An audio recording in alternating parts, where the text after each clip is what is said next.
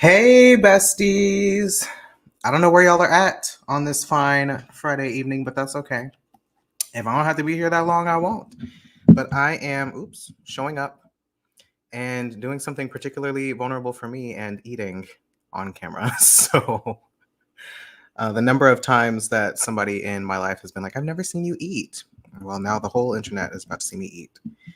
And frozen pizza at that, which I haven't had in a really long time. So, but it's a margarita with sausage pizza.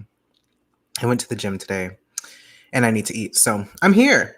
I also have a peaches and cream Olipop with me, which is actually, I've never had it before. It's in this cute ass Barbie can.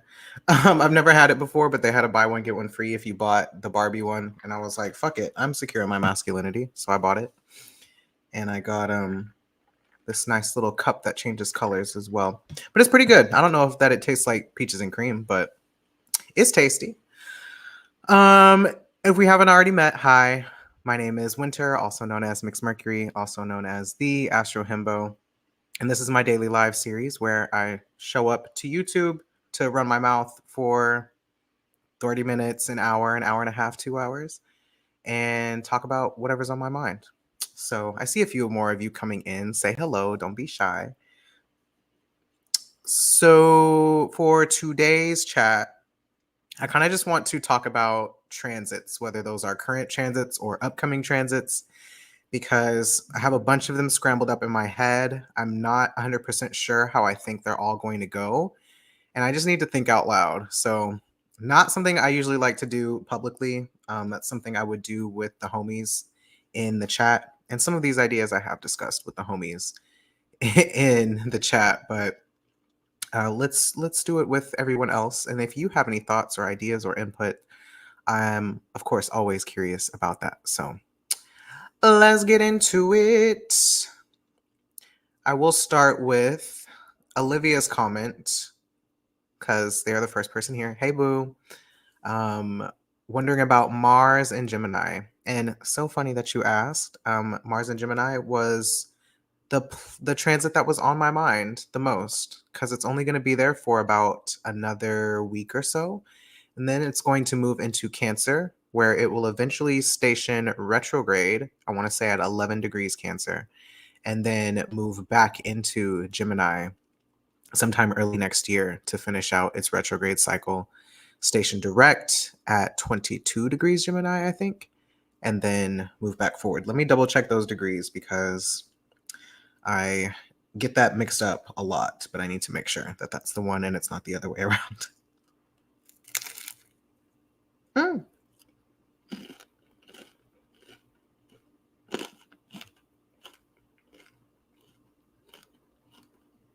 Mm-hmm, mm-hmm. Mm-mm-mm-mm. Mm-hmm. Yeah, I was right. I hope y'all can't. Please tell me if you can hear the mouth noises, and I will mute myself. Because I hate mouth noises personally, so I won't subject y'all to that. And I know this is a good ass mic. Hey, HP. Welcome in, welcome in. So yes, Mars will station retrograde at 11 degrees Cancer in sidereal on December 6th, but it will enter sidereal Cancer on October 20th. So that's on the horizon. But for now, Mars is still in Gemini. And in fact, Mars has already crossed over into its retrograde shadow at this point because it's at 26 degrees. So it's been in its retrograde shadow since, let's look when. I'm giving y'all lots of dates. I hope y'all write these down. I'll put them in the description too. October 3rd. October 3rd would have been when the retrograde shadow more or less officially started. So yeah, Mars in Cancer again, please put me in a cave. Listen, I'm not looking forward to that transit. I'm in a Mars perfection myself, and here go my nose itching. I'm not looking forward to that transit myself just because it's going to be opposite my sun, And I don't like when Mars is doing anything with my sun, aspecting my sun. It's very uncomfortable for me. And what's also annoying about retrogrades that happen between mutable and cardinal signs is that they have to harass my ascendant and my sun, because my ascendant is at 28 degrees Gemini and my sun is almost exactly opposite at 0 degrees Capricorn. So I have to get slapped in the face by whatever transit is moving between mutable and cardinal signs. But let's where's my guide? Let me pull out my handy dandy guide. Y'all know how it goes. And see what happens when we try to deconstruct Mars in Gemini to start, and then we'll do Mars in Cancer. So I'm gonna open this bad boy up. Shameless plug. Hello.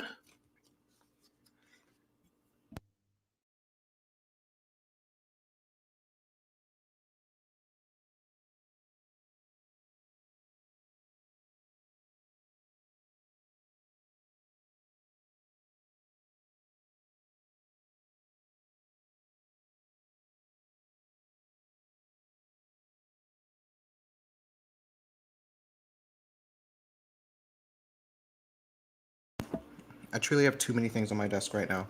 Um, okay, so Mars. Mars is our planet of autonomy. It is our planet of personal power and movement. It's also about separation and differences, and also about the things that make us unique and the ways that we defend and protect ourselves. Sometimes defending and protecting yourself looks like staying and fighting, and sometimes it looks like getting up and getting the fuck out, going away. So thinking about Mars as a knife or as a pair of scissors or as something that allows you to differentiate between yourself and other people.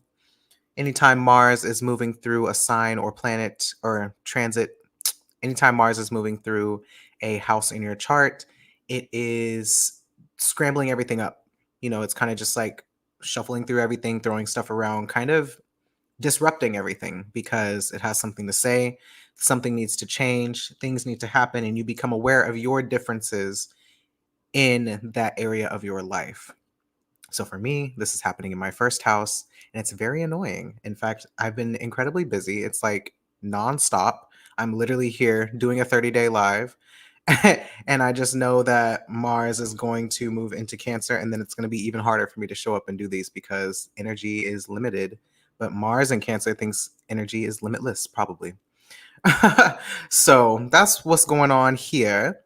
Um, in that sense. So if we think about that, some of the actual keywords that I wrote down just from the guide. Mars represents autonomy, movement, separation, avoidance, differences, self-preservation, defenses, and impulses. That's what we got going on.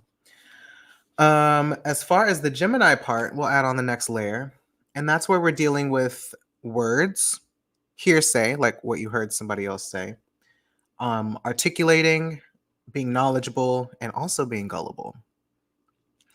Gemini is a mutable sign, and mutable signs are about discernment and certainty and self trust and about the truth in general. Like, what is the truth? So, what I find, especially in my personal experience as a Gemini, but also in other Gemini people's experience, is that we struggle most with being believed and being understood. I mean, being understood is a mutable issue in general, but being understood especially is like, I mean, being believed especially is like a big wound for us because there were a lot of times that we weren't believed for one reason or another. And not being believed usually looks like someone saying like, how could you possibly know that? You're too young to know what you're talking about, or you're making a big deal out of nothing. There's a lot of dismissiveness whenever it comes to Mars and Gemini, or when it comes to Gemini in general. It is an air sign, so we're talking about using words and language and thoughts and speaking, writing, things like that. And sometimes that method of communication is easy for people to disregard or dismiss, or to even nitpick sometimes if you use a particular word or don't use a particular word. It is a way to convey meaning or to explain or to, like I said, articulate or narrate. But there's not a whole lot of feeling that goes on. There's not a whole lot of convincing a lot of times. And there's not a whole lot of intuition sometimes with Gemini. It's very much, again, parroting or mimicking or repeating something else that you heard or using some kind of external source to validate or confirm or really drive home whatever point it is that you're trying to make.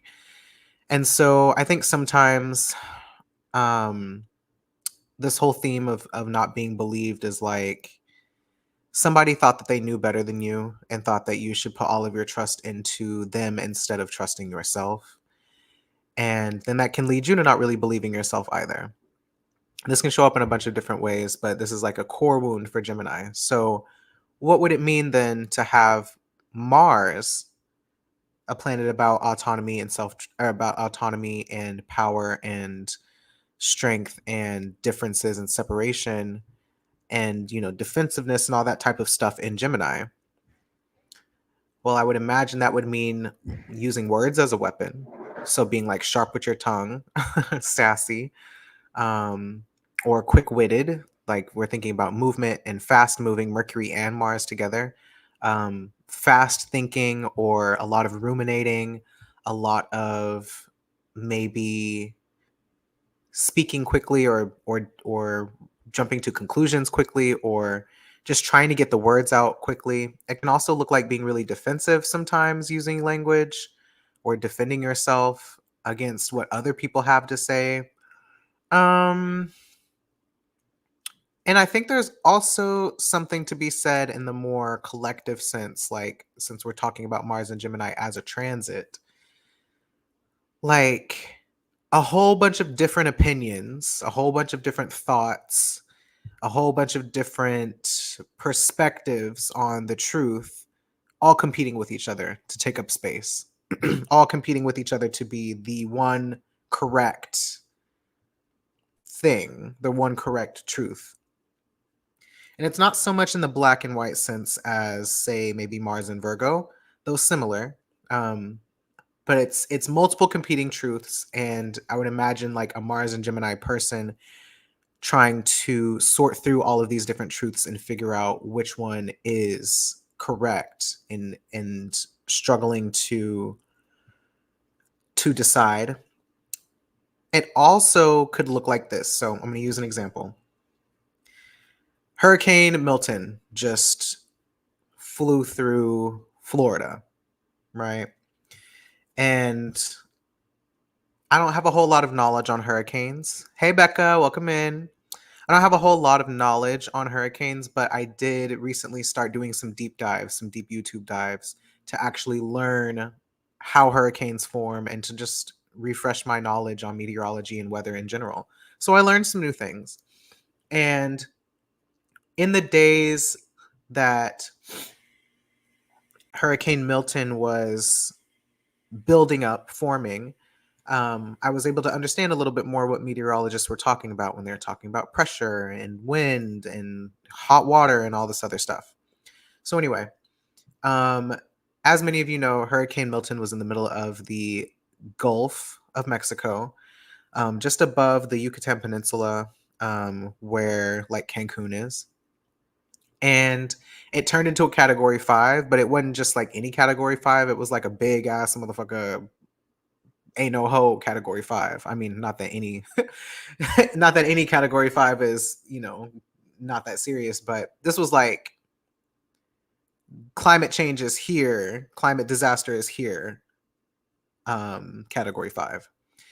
And they were very concerned what this would look like by the time it got to Florida because the Gulf is so hot, because our oceans are so hot, temperatures are rising, and there was nothing in its way to slow it down as far as the conditions go, or at least that's what we were hearing mostly on social media by meteorologists and people who study hurricanes as kind of like hurricane enthusiasts, if you will. So the more kind of influencer accounts, sensationalist accounts were really hyping up Milton as like, oh my fucking God, this is going to be the most catastrophic hurricane we've had in the last several decades, and it's like the fourth strongest, it's the second strongest. This is the only other time. There's only been two other times that the pressure in the eye of the storm has dropped below 90 whatever it was bits and all this other stuff, and they were just like really freaking everybody out. And then there was an NBC meteorologist. NBC? I think it was NBC. I don't know. Some social, not social media, some news forecaster meteorologist who was like kind of in tears about it. He like had a little emotional moment about how strong and vicious this hurricane was. And so it's like everybody heard this, and a lot of people in the west coast of Florida towards the Gulf evacuated because they were like, oh, fuck that. Like, we just had Helene. Helene just did everything it did that was unprecedented. We ain't doing this shit again. So everybody tried to get out, and then that turned into a big clusterfuck, you know? So that's one part, right? The other part of this story that I noticed many of us didn't hear, like I didn't hear as much of until closer to it was supposed to make landfall, was that local meteorologists in Florida were saying, yeah, Milton, big and scary as fuck right now. Like, definitely not a hurricane to play with. If you are anywhere near the coast, you need to evacuate. So, like, the coast and lower laying areas and so on and so forth.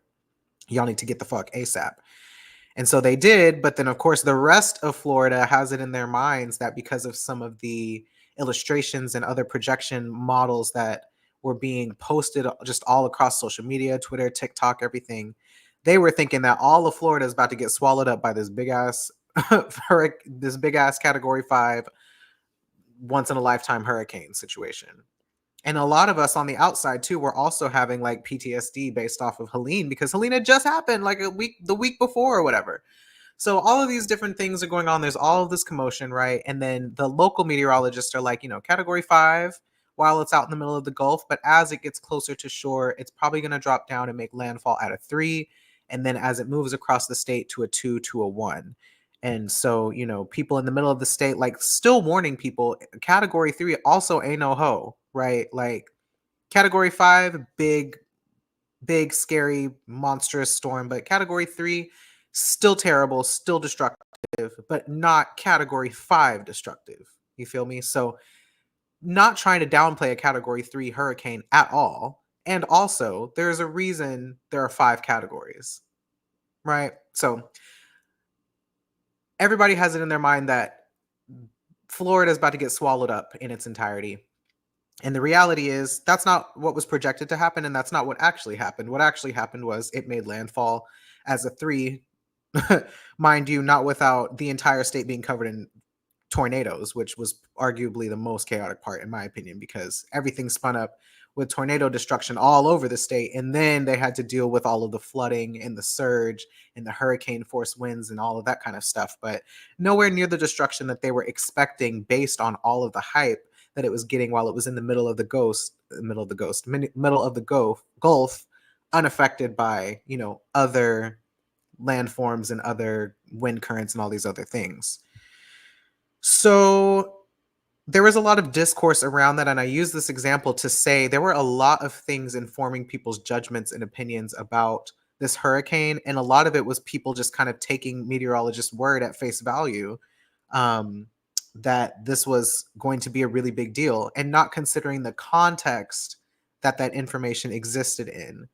The context being that, yeah, hurricanes, whenever they're out in the middle of the ocean, unaffected by other stuff, are going to be big and massive and fucking catastrophic, but the damage of that won't be felt by people because it's out in the middle of the ocean. Or some other context that nobody mentioned is that everybody's freaked out by Helene just drowning all of Appalachia, forget how to say it, and going up into the middle of the East Coast in mountain towns and flooding out mountain towns. That's the context that everyone is hearing this information from, about a big catastrophic storm on the way again. And that's the information they're most likely responding to, rather than actually taking into full consideration, like, yes, people in certain areas definitely need to evacuate, but people in other areas need to stay put so they're not getting in the way and taking away resources from people who actually need to get the fuck out the way. So this is a way that I think information without context, which is something Mercury ruled signs, Gemini and Cancer or Gemini and Virgo often struggle with is information without context, meaning you take it at face value and respond to it in that sense, then you're going to run into this issue where, guess what? Now we're in kind of a boy who cried wolf situation where, well, last time y'all said it was going to be a hurricane, a category 5, it downgraded into a category 3. And so now we just don't know who to believe, because the first time you told us this and everybody was all up in arms about it, and that's not what actually happened. See how that happens? Does that make sense? Like how you go from not being believed to being believed based on all of these other factors. That's the type of shit I feel like Mars and Gemini is doing right now. And there's a way that information like overload too, pursuing and taking in a lot of information at once, can be really disruptive, because now you can't perceive threats properly. And then you also can't communicate threats properly either, because again, the context is missing. So I think this is happening to us in a number of different ways. It's happening with the election. It's happening with the wars going on in the Middle East, where Israel's bullying fucking everybody and the US is allowing it. And then, you got people trying to talk about how Democrats are also interfering in destabilizing other countries, and how Kamala Harris is the standing vice president involved in all of this. And all anybody says is, but Trump. And then you've got just a lot of competing information right now, like vaccines versus the virus and everything else. It's just a lot. And I think that, there is something to be said about us learning how to vet information and sources, because there's AI problems now. There's people who are, trying to be sensationalist so that they can make money off of their posts and, grow their audience, and catastrophizing, being really in right now. All of these reasons why somebody might share information the way that they're sharing it. And that puts us in a situation because now we don't know who to trust. We can't trust our own discernment, and we can't trust the government. So yeah, I don't know. Let me know if y'all are following. I'll take a bite real quick.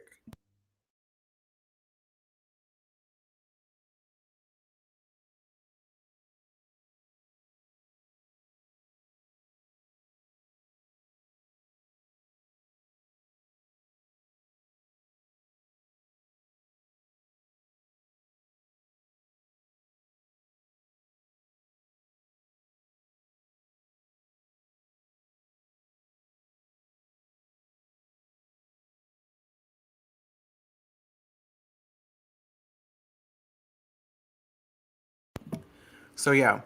Um so that's one part of the story. There's also this element of like there's also this element of control underneath that I think we'll see more of in the coming month, because now Mercury, who's in charge of Mars and Gemini, is in Libra for the next few days that Mars is in Gemini. And so now there's like controlling people's perception of the news, or there's like, I don't know, I think about Mercury in Libra as like manipulating with language, like manipulating language or using language to manipulate our beliefs or ideas or thoughts about something, or manipulating perception sometimes too, although that might be more Sun in Libra, which I think also happens next week or in a couple of days. I don't know.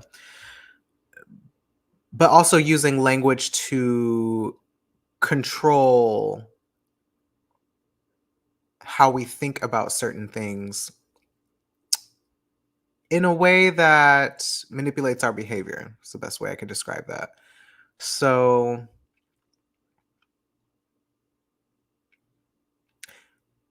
definitely a lot more propaganda, ironically. I usually think about propaganda as more of a Sagittarius thing, but Libra is really good at propaganda too, especially whenever it's tied up in some other mutable placement stuff. Because it's about manufacturing consent, I've noticed a lot. It's about trying to get everybody on the same page to agree to some course of action that needs to be taken. And these are the reasons why, and displaying that information in a particular way that makes everyone go, yeah, that makes sense. That seems like a reasonable, rational choice to make. And I think when you have Gemini and Libra, like there is a lot of flip flopping.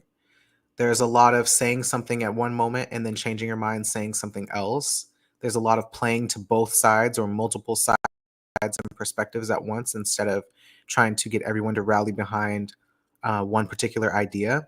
This is actually something I see Kamala Harris doing a lot. Is she's definitely more right of center, but because she's running as a Democrat, people who are Democrats and left leaning and otherwise want to see her as being more left leaning, even though she's not. She's, talking about having a Republican in her cabinet because she wants to seem fair and balanced as the Sun and Mercury and Libra person that she is with Gemini rising. And that's just not where we're at right now. We're basically at all the government is a fascist state. And so we got to do something about that. Anyway, if I bring this down to an individual level, how I've experienced it is a lot of taking action on the things that I'm thinking about. Like I said, coming on here and doing lives every single day to express myself and my thoughts to you guys and to be heard, and to build trust and to, be seen as like a confident communicator or, whatever, like all those different things. But it's also felt like, with the hurricane, there's the knowledge that I had that, like, okay, I'm pretty sure this thing is going to downgrade by the time it hits land, but I don't want to be wrong. So I'm not going to just come out and say that. I'm probably going to be a little bit more pragmatic because I have Mercury, the ruler of my Gemini stuff, in Capricorn. I'm probably going to be a little bit more pragmatic and realistic in the way that I communicate these things because I don't want to A, I don't want to be wrong, but B, I also don't want to hype everybody up to believe something that may not be true. So I'm going to offer a little bit of like, yeah, I understand, like, this is why people are freaking out, like, taking an abundance of caution. That's a good thing. And also, like, we may be blowing this out of proportion. But again, I didn't want to be wrong. So I just didn't really say anything, you know? And I do that. I have that experience a lot personally, is I don't want to be wrong and therefore I won't speak. I think that's a very Gemini thing. We would rather learn and listen to everybody else and then draw a conclusion and maybe not share it than to just come out like, more Sagittarius would do, or Leo, or any of the fire signs, and say, this is the truth. This is my truth. This is what I believe. You should listen to me because I know what I'm talking about. And blah, blah, blah. Like, sometimes I'd be like that. But for the most part, I'm gonna probably just shut up. Except for, whenever I really think I know, I'm gonna insert my opinion, but it's gonna be like, take this with a grain of salt, because I don't really know. I feel that way talking about the election now too. Like, I don't have a hard stance on how that thing is gonna turn out because I don't really know, but I kind of feel like it's gonna go a certain way, based on the evidence that I have and the information that I'm gathering, but I don't know. So I feel like I'm more likely to express self-doubt than I am self-confidence.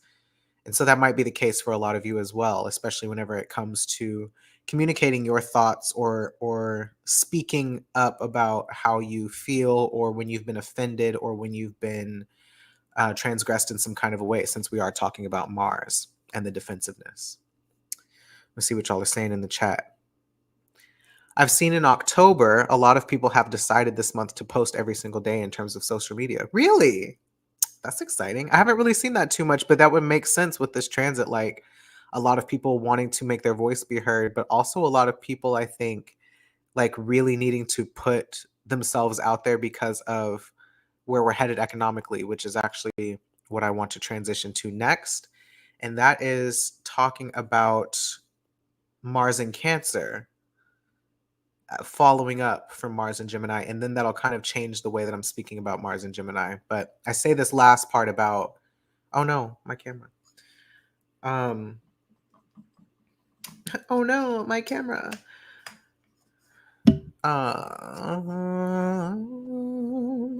Not that one. Hold on.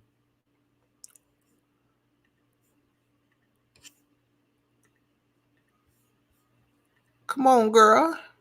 Okay. Yeah, so Mars in Cancer is like, well, let me pull out the guide. Cancer themes. Cancer themes include physical and emotional needs, embodiment, regulation, nurturing or nurturing yourself or other people, and also mothering, like mothering as an action rather than as a role that people play.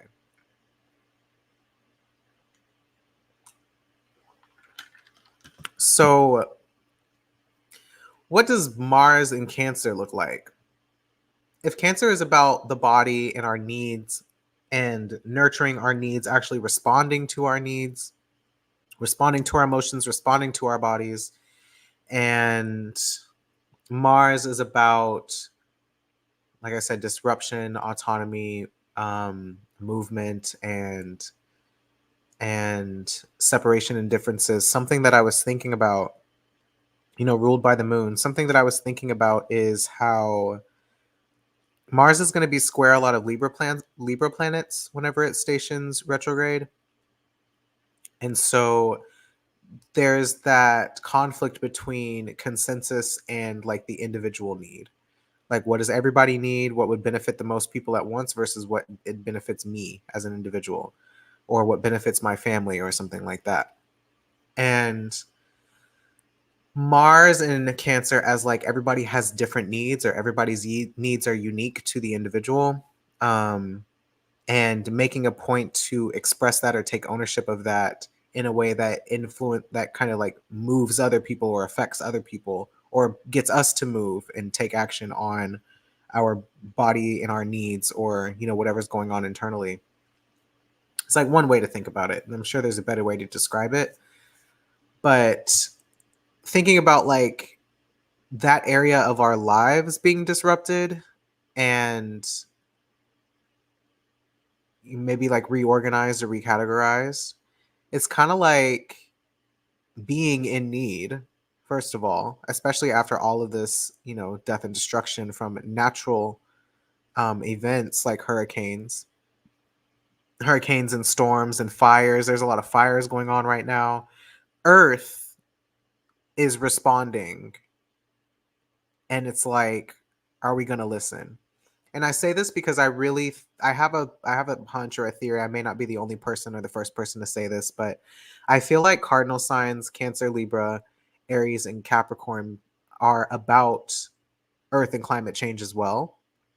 At least in the current context, like that is also something represented by cardinal signs, because there's this debate that we've been having for decades now. That's like,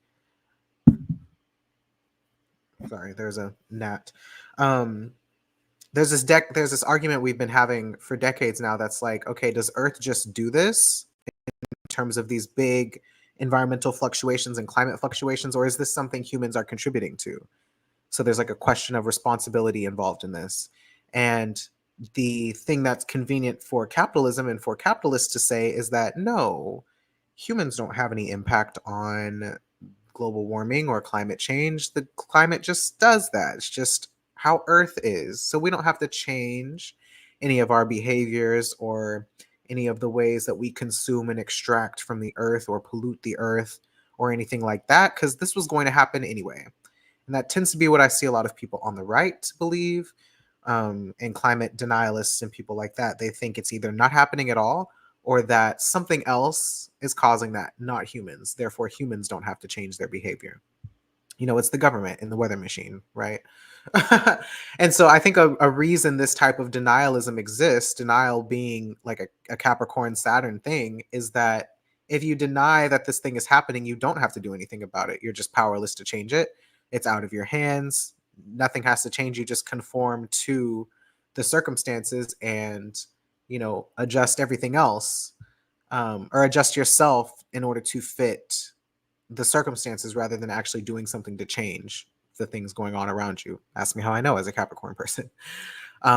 It exists to make you believe that you don't have any power, which is kind of which is kind of noting the square between Aries and Capricorn, but also Aries and Cancer. But then the other side of the argument, that a lot of people on the left are on, or a lot of liberals, side-eyeing liberals right now.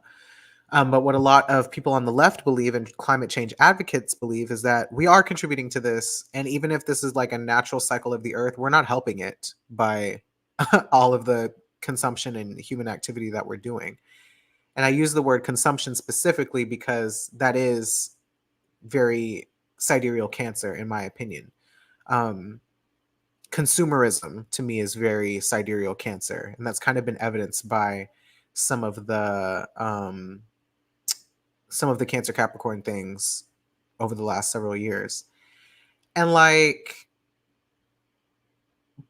if we then do agree that humans are contributing to some of these issues, these climate issues, then that would mean that we have to change. But it's not just us changing in the individual sense of recycling and buying electric cars, which is a scam, or changing these behaviors in this like green capitalism way, where we take these small actions and then take on all of the responsibility that like every little thing that we do as individuals is going to contribute. And it's not to say that it doesn't matter. It does matter that people fucking just throw their trash out, and that people are driving individual transit instead of public transit and all of that type of stuff. There are individual decisions to be made. But my point is, we would have to do a complete overhaul, or really like abandon the systems that exist currently of mass consumption, in order for it to make the impact that we need it to make in the amount of time that we need it to make,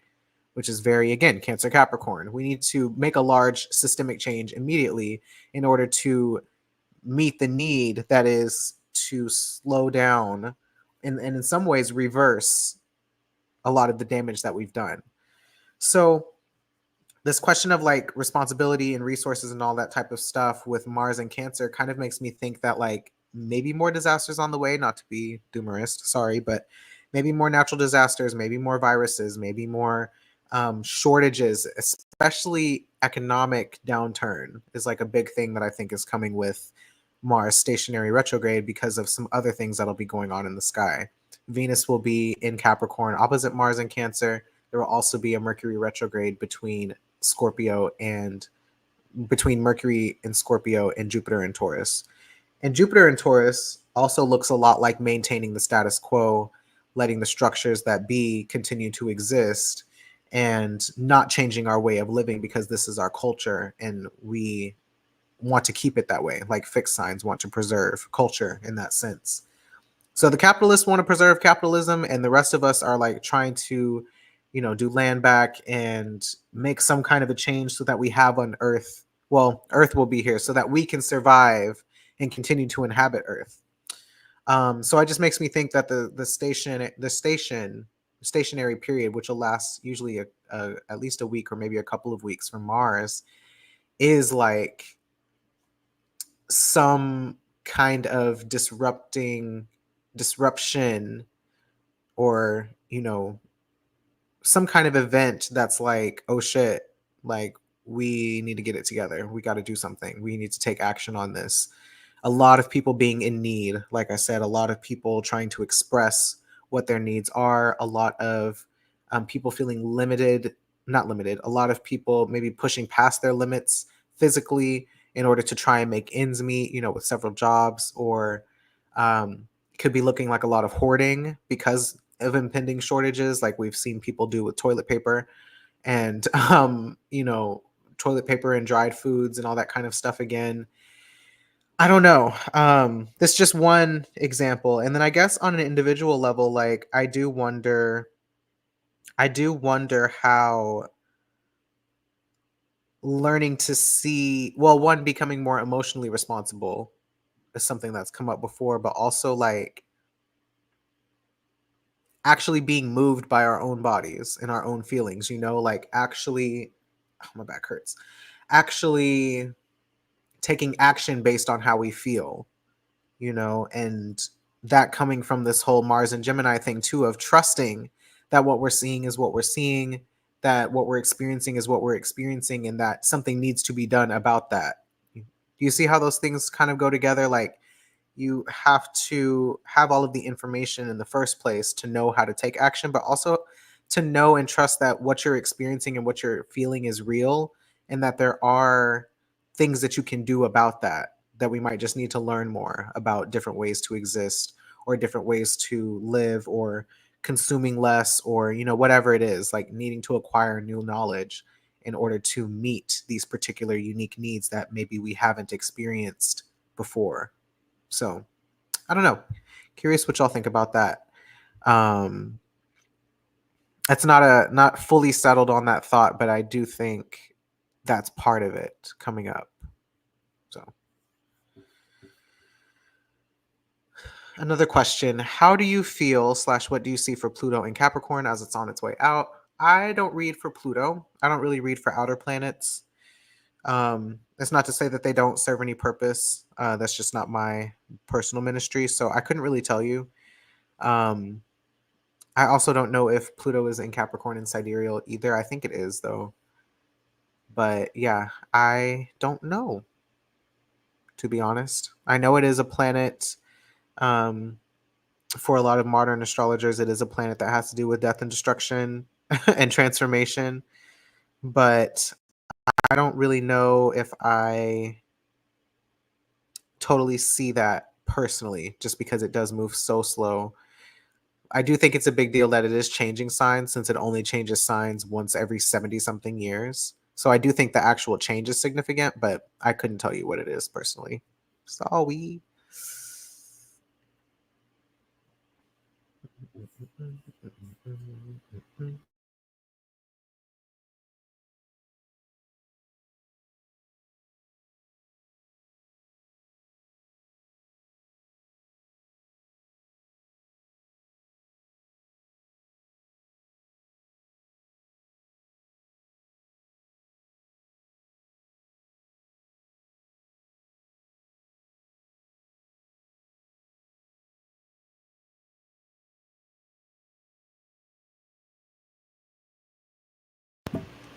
Okay, I see what you mean. I correlated it with what you said about capitalism and the economy probably changing. I mean, yeah, I think in general, Capricorn and I mean, especially Capricorn and Cancer usually has to do with economy, economic stuff. So probably that too. Probably just amplifying it in another way, if I had to guess. My thing with outer planets, and this is just a personal thing, and also kind of how I learned astrology, is that outer planets are great. If you're into that, they're also not always, well, I won't say they're not always necessary. To me, um, you can get a lot of information without necessarily having to use them. Ah, there was a bug. Sorry. Um, you can get a lot of information, kind of draw a lot of the same conclusions using planets just out to Saturn. So that's usually what I do, just because it's more stuff to pay attention to. But in synastry, I do like to look at um, outer planets a little bit more, just because I think their influence in interpersonal relationships is interesting. But I couldn't tell you really too much about, as a transit, what that really looks like.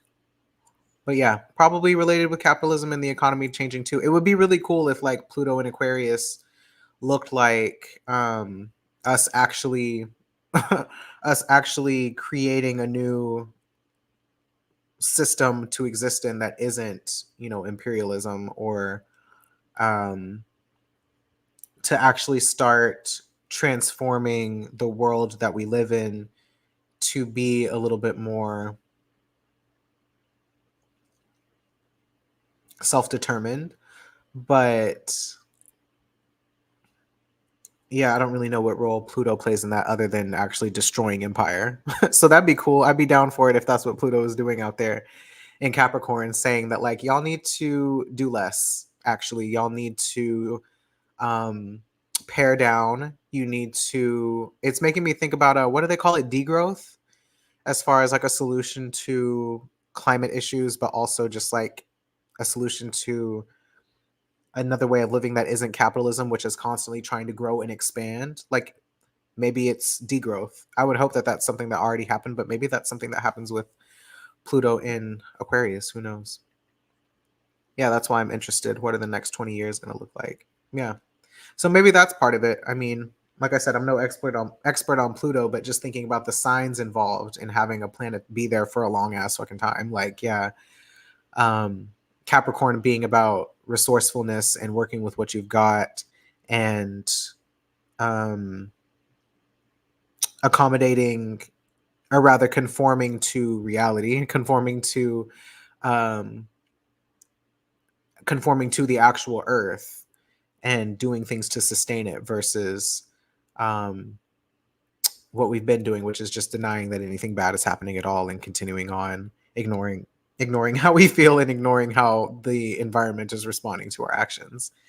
And then the Aquarius piece being the self-determination, being imagining something new, being trying something new that we've never experienced before, or maybe don't have immediate evidence for, um, but that has been written and spoken about in history, throughout history. Because it's not like the ideas aren't out there. It's just everybody keeps dismissing them, or trying to create this narrative that it's impossible when it's not actually impossible. It's very possible. We just don't want to do it because it would cost us something. It would cost us comfort. It would be uncomfortable to change in that way, which is also something I think about with Mars and Cancer, and the inevitable discomfort that comes with change, since Mars is about change as well, and doing something new, trying something new, taking risks, or yeah, being moved by our own discomfort. But we would have to be uncomfortable first, and a lot of people are not willing to give up the privileges of the West, if you will. I mean, myself included. I think it's very hard. I think it's very hard to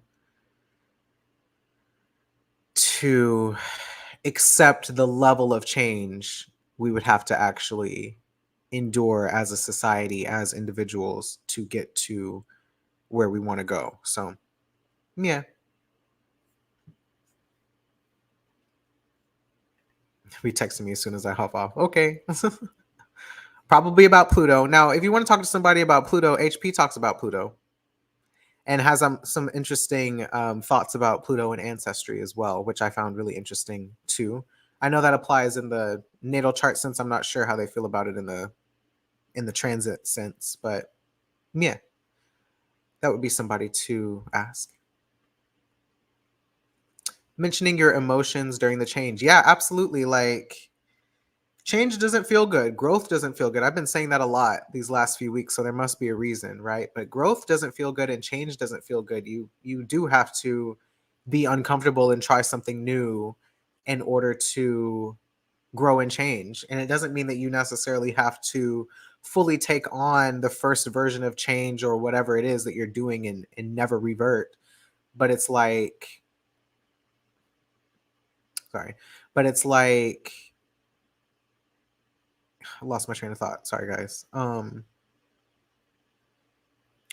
The thing with Cancer transit is like, when I'm talking about consumerism, I'm talking about the ways that we like lean so much into our capitalistic pleasures, like we escape into them rather, instead of just enjoying things in like normal proportions. We overdo everything in this country. I took a class called Consumer Society whenever I was getting my minor in sociology in school, and that class radicalized me, honestly, because it really depicted capitalism in the US as like really being about entertainment. And there's a TikTok that I watched that I screenshotted a part where she says your only loyalty is to your entertainment. And I just feel like that's the epitome of the US. All we really care about is our ability to consume, our ability to be entertained, and to not have to worry about what's going on in the rest of the world, um, in order to have our silly little comforts. And it's not to say that, things like art and good food and good music and things like that are not important. They're very important.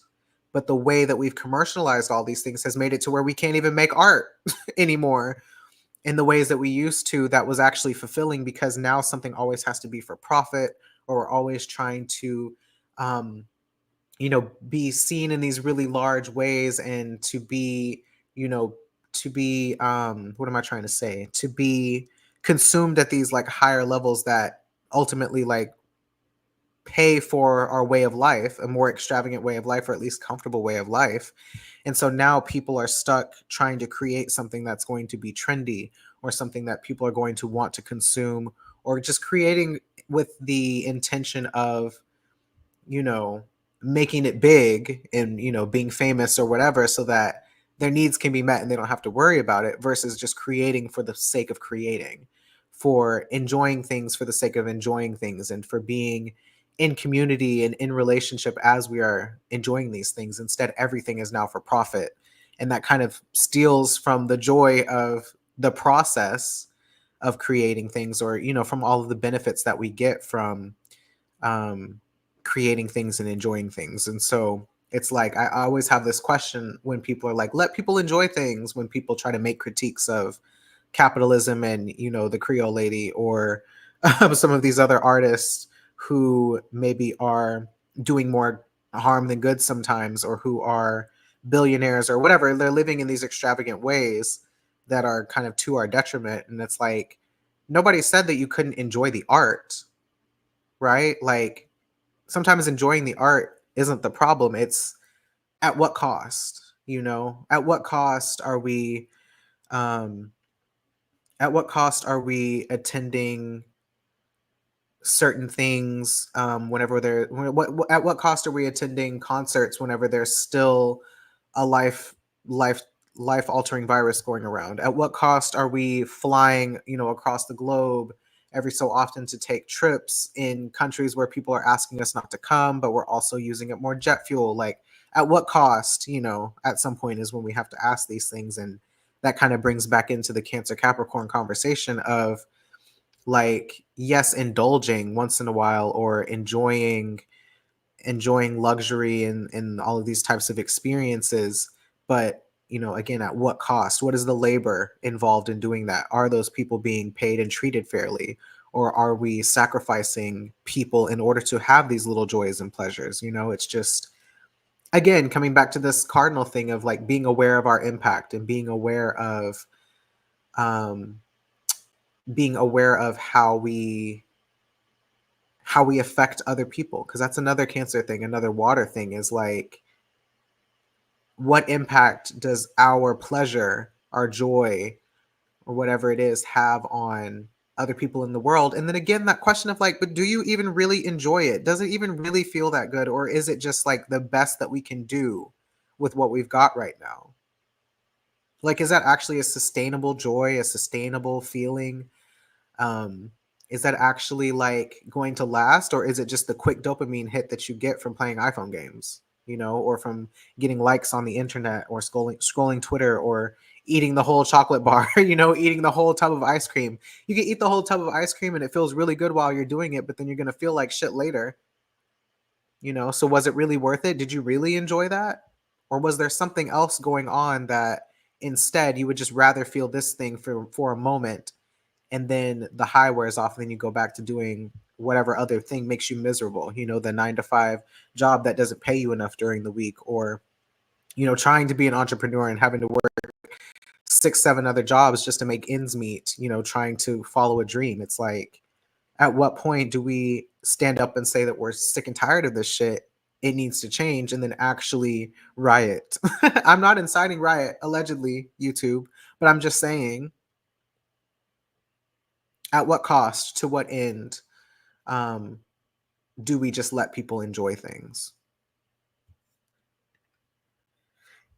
Also, hi Samaje, I saw you come in. I don't know if I actually said hello, but HP says I need a session. Yes, come see me. My books is open.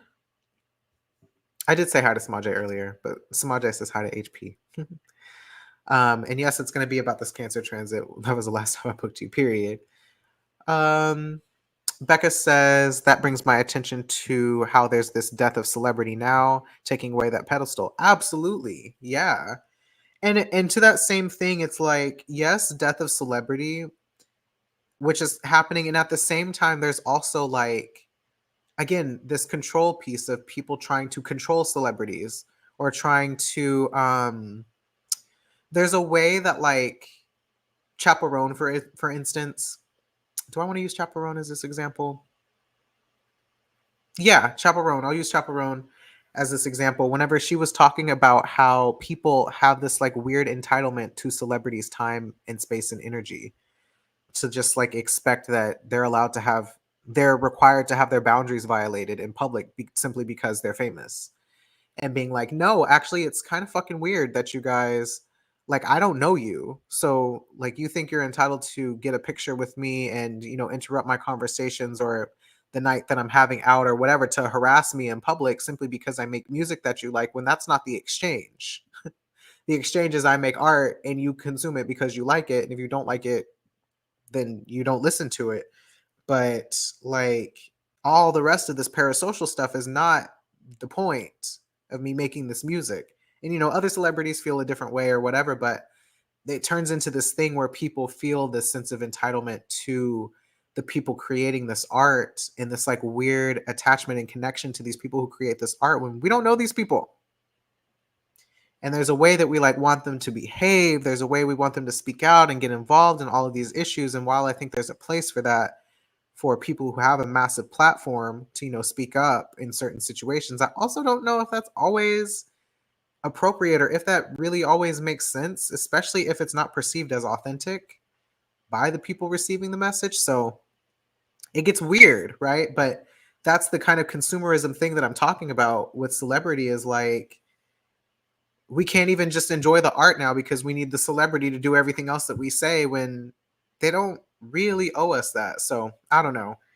um that's the kind of thing where that to me just feels like a symptom of people not getting certain needs met. Like, why are you, again, pedestaling, like you said, this person that you don't know, and like defending this person that you don't know how they actually are behind closed doors and all of this other stuff, to like give you this thing that you so desperately need, when really you should be harassing your politicians. You should be harassing your public servants, because that's what they are, public servants. Like, the celebrity is not going to do anything, but capitalism has again trained us to believe that these celebrities have so much influence in this particular way, and all of this money and all of this wealth and whatever power, perceived power, that they're the people we need to turn to make a difference, when it's like, no, they're literally there to entertain us. And there was a great TikTok I saw once that someone kind of laid out how the entertainment industry or entertainment class, or I forget what they called it, essentially does exist to distract us and entertain us from the real issues. So, yeah, celebrities have influence over us, not the government. Like, hello? Like, they could try just like the rest of us, but the government just see them as people too. Dance puppets dance. Um at what point again do we press and have that sense of entitlement for our elected officials to actually listen to us and do what we say, because their whole job is to serve us, not corporations? But the more that we are dependent on these corporations, the more influence corporations have over our government instead of us. And that's why boycotts matter so much. That's why, to some extent, what we consume matters so much. And, in certain contexts, like, those are the things that I feel like matter in the context of capitalism, not celebrity culture. Like, in my opinion, a lot of those people, they deserve to be paid, for their work and for their art as well. I don't think it's ethical that Spotify only gives them, X amount of change per stream, if even that much, and they're not getting paid. So now they have to go out and tour in unsafe conditions, and now they have to produce and produce and produce, in these ways that don't make sense for the human body. Like, there's a lot of unethical stuff going on there. So anyway, I'm on my soapbox, but probably going to wrap up here soon so I can actually finish eating and enjoy the rest of my night, since it's already been an hour. But yeah, at what cost and who's paying that fee exactly? And I can see how it will affect stan culture too. The death of celebrity has been really surreal to see in real time. I knew it would happen, but I didn't know what it would take. But it's the U.S. as Pluto returns, so it all makes sense. You would have to tell me more about that, because I don't know. But I guess in the sense of Pluto kind of pulling back the veil or whatever it does, then like, yeah. Y'all seem to be in agreement about that. So yeah, I don't know. I guess this live was just going to be about Mars retrograde in Cancer and Gemini. I had more to say about it, but all of the information didn't come down, so maybe I'll get back to it. But the main highlights are basically like learning how to trust and believe ourselves, that what we need is actually like a need and it's not, and that our needs are real and not just us like asking for more than what we deserve. We're in a huge deficit right now in so many different ways that I think we have to make an effort, I think, to educate each other and to have more of these difficult conversations on the ground with each other about what we're experiencing and what the truth is, and to really get rid of a lot of these conspiracies. Because, baby, the conspiracies that are on the way with Saturn in Pisces next year is so, they're already here. They've already started with the eclipses in Virgo and Pisces. And I hope that they don't get worse. And I will, like I've been saying, I will do a chat about Saturn and Pisces and Jupiter and Gemini, but I don't know, that might be something I need to talk about with Samaje too whenever we go live on Sunday to talk about Venus and Scorpio. So we'll see. But yeah, there's more to unfold, and I'm curious where it goes, and we're just gonna have to fucking see what happens. It's affecting me personally, so I'm in it, and it's hard to talk about the transit that is directly affecting you.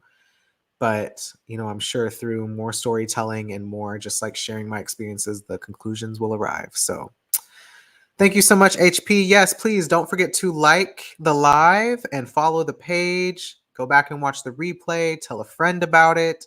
And if you really like everything that we was talking about and you really want to know more about how all this will affect you personally, book a reading. My books are open. I have time slots Monday through Friday right now. That will not last forever. Monday through Friday, morning slots, afternoon slots, evening slots.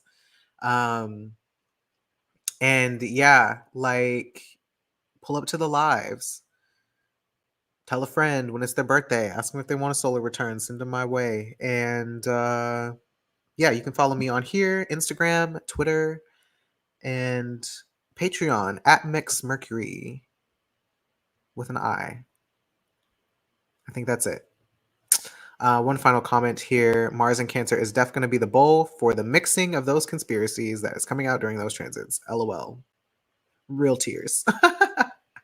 So, on that note, thank y'all so much for joining me again, listening to me ramble and run my mouth and think out loud. We will see. We will walk hand in hand down the road together and see where this all goes. I will talk to you all very soon. Remember, no lives on Saturday, so I won't be on tomorrow, but I will see you all on Sunday. Peace. Cue music.